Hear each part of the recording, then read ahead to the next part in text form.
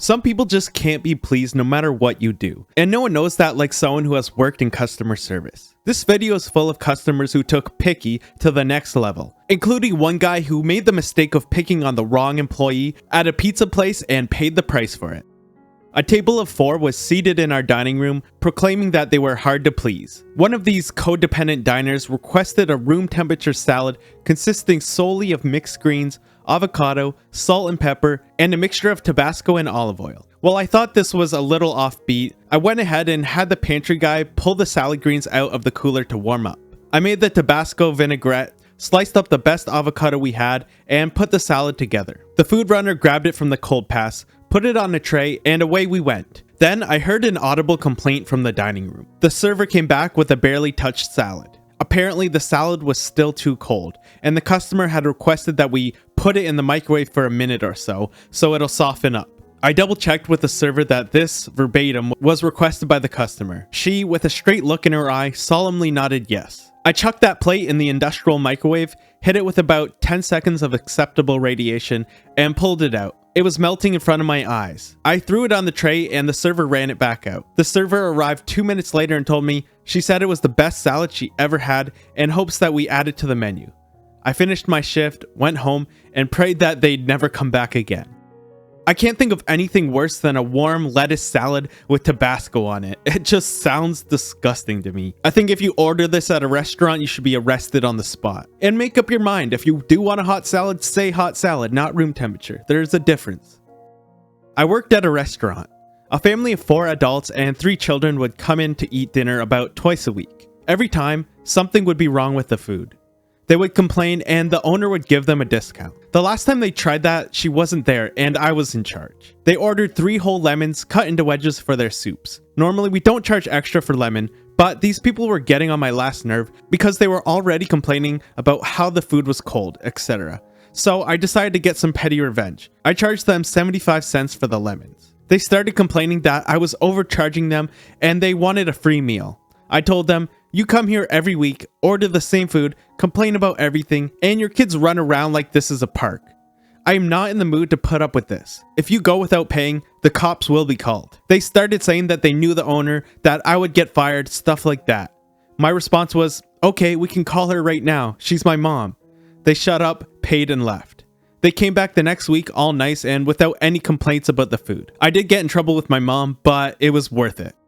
Honestly, if you're gonna order the same food every week and complain about it every week, maybe try something different. This might not be the dish for you. I'm sure they appreciate the business, but is it really worth it for the headache you give them? I am happy though that the server got a bit of petty revenge at the end.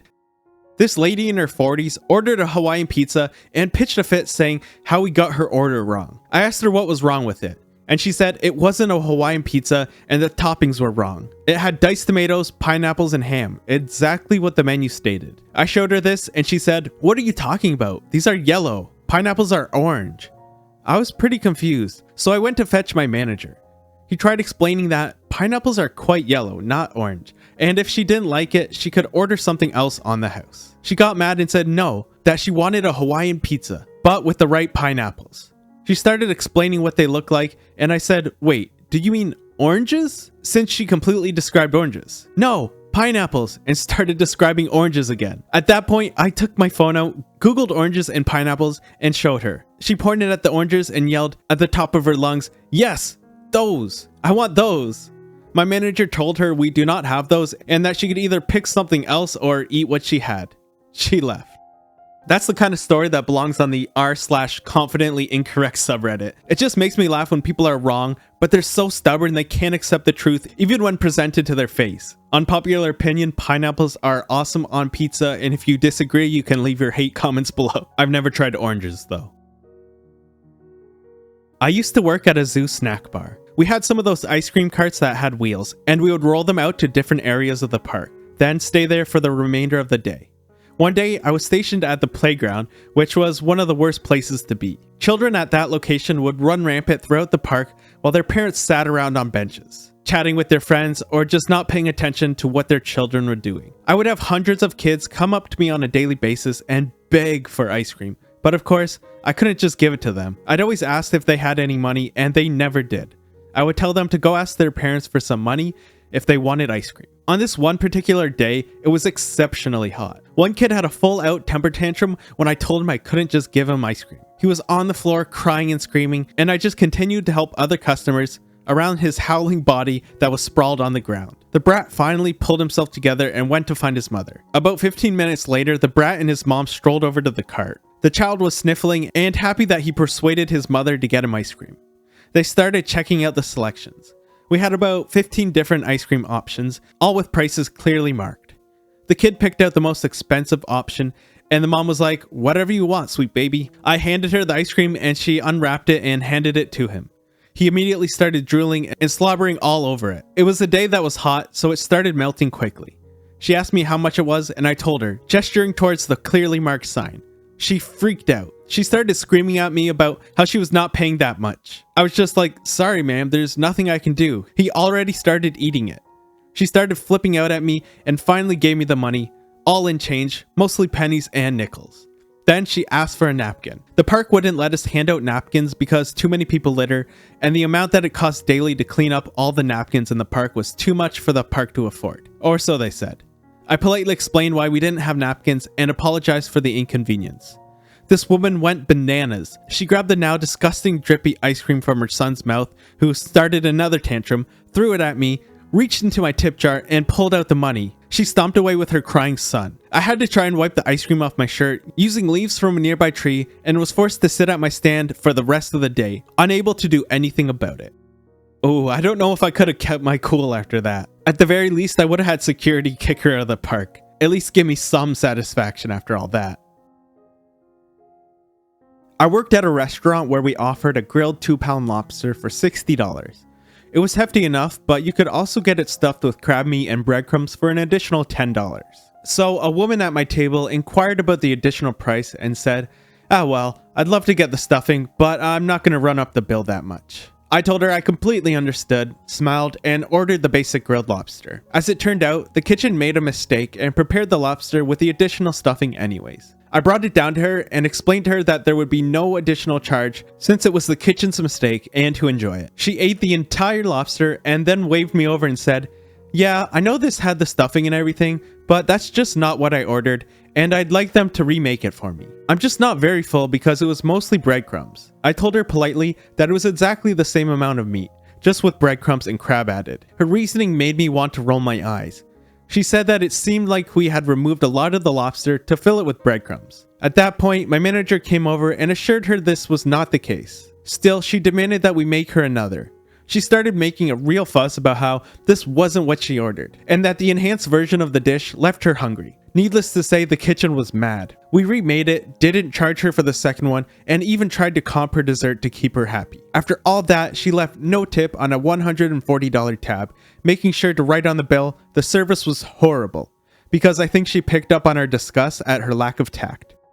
This is completely infuriating. The audacity she had to complain after she got some free food, and the worst part is the restaurant caved in and gave her some more stuff anyway. I think we need to normalize telling customers they're wrong.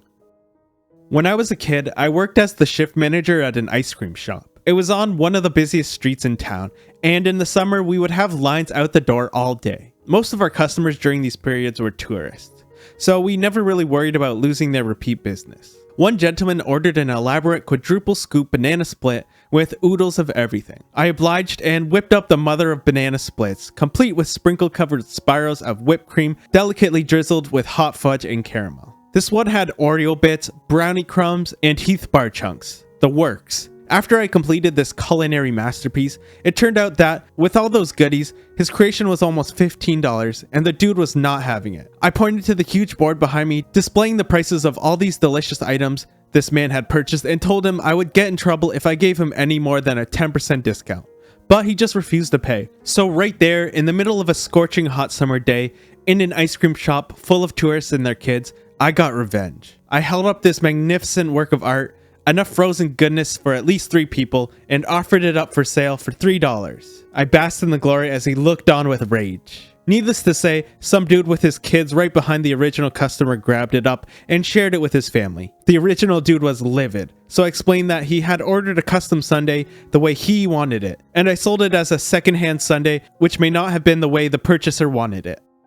Okay, I get that that price was a little excessive, but once you order it, you've committed. You can't just back out then. If you didn't look at the sign beforehand, that's your problem. And that's exactly the kind of petty revenge I like to see. In the process, he ruined one man's day while making the day of another. Where I worked, people would often ask for their undercooked burgers to be remade. It was usually no big deal, but every once in a while, you would get a ridiculous customer. This one time, a customer came up to the counter and told us their burger was undercooked and demanded we recook it. Unfortunately, they decided not to tell us until they were 3/4 done with the food. So, my manager happily obliged and had their burger remade, but he had the perfect trick up his sleeve. After cooking the burger, he cut it into 4 pieces and cheekily presented the customer with a fresh quarter of a burger. Well done. The look on his face was pure shock.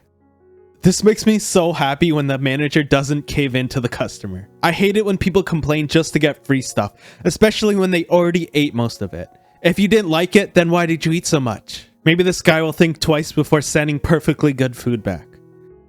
I owned a restaurant in Portugal. I had a table of 3 come in and order a fish stew. It would take 45 minutes to make one because it was all made on the spot. It said so on the menu. I also always made a point of saying, that's going to take at least 40 minutes to make. Are you willing to wait that long? The customer said they were sure that they wanted the fish stew. I transmitted the order to the kitchen, gave them some bread and olives to get them going, and got them their drinks. 15 minutes after I left, the lady waved me over and asked if the fish stew was going to take much longer. I told her it would be at least another 25 minutes. She asked if there was any way of making it faster. There wasn't. I already knew this was headed in a rocky direction. She said other places that she knows never take that long for their fish stew, and started spewing names of well-known restaurants in Lisbon. I told her I understood, but that there was nothing I could do, and that I did ask them if they were willing to wait. She told me it was a disgrace, and that we should be ashamed of our service. Then asked for more wine. When the fish stew was finally ready, I brought it over and asked them if they needed anything else. They told me they didn't, and I promptly took off to tend to other tables. 5 minutes later, I came back to check if they liked it and if they needed anything else. They said everything was okay. I went away again, and about 5 minutes after that, they waved me over again and told me there were 2 flies in their stew. I looked over, and there were, in fact, 2 dead flies in their stew. It was an odd occurrence because my mother ran the kitchen, and she was a hygiene maniac. I apologized profusely, of course, and asked her if she wanted to order something else. She said she'd like to talk to the manager. Since I was the owner, I put up with her, apologized, and told her that, of course, there would be no charge. She then went to the bathroom. As I was clearing her table, I found something under her chair.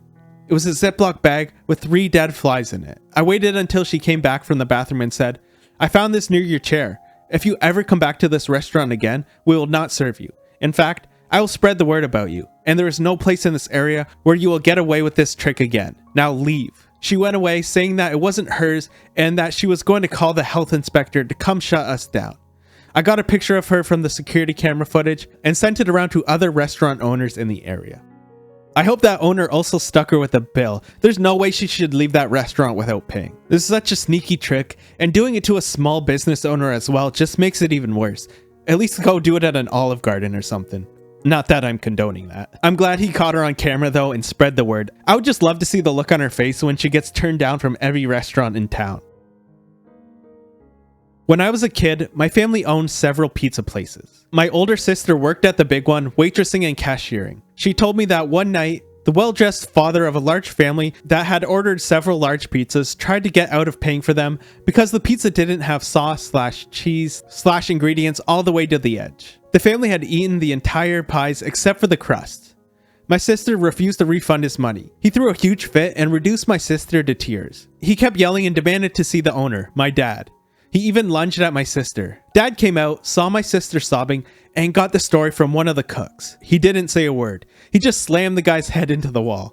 The staff and a couple of customers had to tell the cops that the customer had tried to hit my sister, so my dad wouldn't get arrested. Dad didn't get physical often, but when he did, he played for keeps.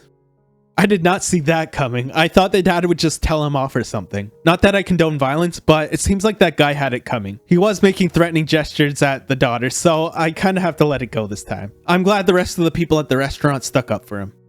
That's the last unbelievably picky customer for today, but check out the rest of our channel for more wild videos filled with jaw-dropping real-life stories.